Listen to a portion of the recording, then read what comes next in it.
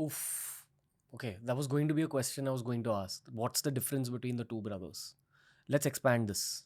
Yeah.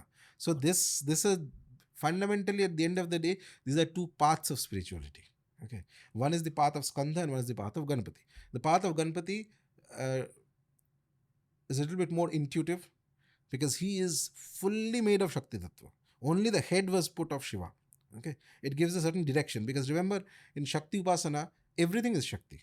It's very easy to experience Shakti.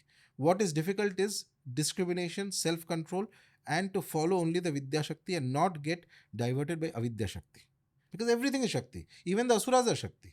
But you're not to follow that path. You have to follow the path that will take the human soul to higher states. That is why the head of Ganpati is changed to the head by Shiva. So gives direction. But Ganpati is very intuitive. He's extremely intelligent. He has the knowledge of all the 64 arts. So all these things, 64 arts, these etc. things are manifestations of Shakti. He has mastered, he knows all that. And he's also the Brahman, of course, because he's a god at the end of the day. So we worship Ganpati as the beginning of all things because with his superior intelligence, he will get the thing done. Even what you cannot imagine, there's a problem, you're stuck somewhere. He knows how to get you out of it. Ganpati is, I mean, of course, there's much more to Ganpati than that. I'm saying in a very brief line. So Ganpati represents the path of Shakti. And historically, though, interestingly, you will see that while Ganpati was popular even in the Vedic times, but the major focus of Ganpati Upasana started about 1200 or 1300 years from earlier. It's like the focus means there's the sect of Ganapatayas who worship exclusively Ganpati, that came in very prominently a little later, according to scholars. It wasn't as popular in the Vedic times. Little later. Uh, so, so basically, as the world progresses, there is a reason for this.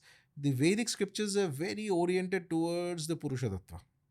So when you study the Vedas, the most important thing is absolute discipline. So there are people you'll see practicing the Vedic chanting to get the correct swara for 20, 30 years. Continuously practicing, continuously. Perfection, discipline, consistency, perfection. These are qualities of the Purusha Tattva. Perfection, perfection, perfection. Practice, practice, practice, practice, practice. Masculine energy within spiritual growth. Yes, that is the path of the Purusha.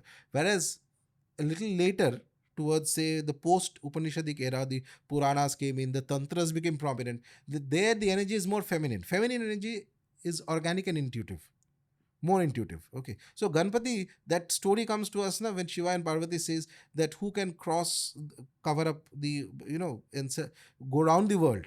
So what Ganpati does is that he goes around Shiva and Shakti. Says it's done. The whole world is here. Okay. So that's a very intuitive and intelligent way of getting the problem solved.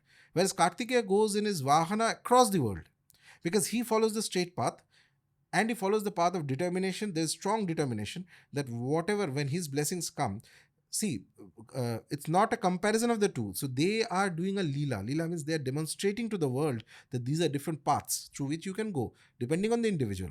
So Ganpati's path is very intelligent, organic. That intelligence automatically comes. And that is why one of the reasons why it is recommended for people who practice Jyotish astrology to get some blessings of Ganpati, because he will help you to see the combinations very quickly of the grahas. What does this mean? So he expands your quick intelligent power and also puts it at the service of spirituality. That is his beautiful blessing. Whereas Skanda is that warrior sense that you will also see in South India, for example, especially in Tamil Nadu, and also in the some of the Hindus who live outside of Tamil Nadu in other South Asian countries. So when Skanda festivals happen, you will see them piercing their bodies with veils here, or hanging themselves, or walking on fire, or doing various kinds of very fierce practices. So those are aligned to the Purusha Tattva. Okay, they're very much aligned to the Purusha. Masculine practice. Yes. So you torture yourself a bit. Okay, that brings about a terrific concentration.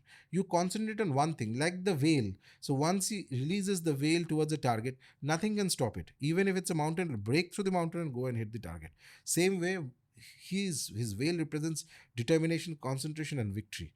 Once that veil or blessing of the veil comes to an upasaka or to a skanda upasaka, that furious energy to succeed comes in a person. Nothing can stop that person. If you enjoyed today's clip, make sure you check out these curated playlists that we've made especially for you related to the subject that was spoken about in this clip.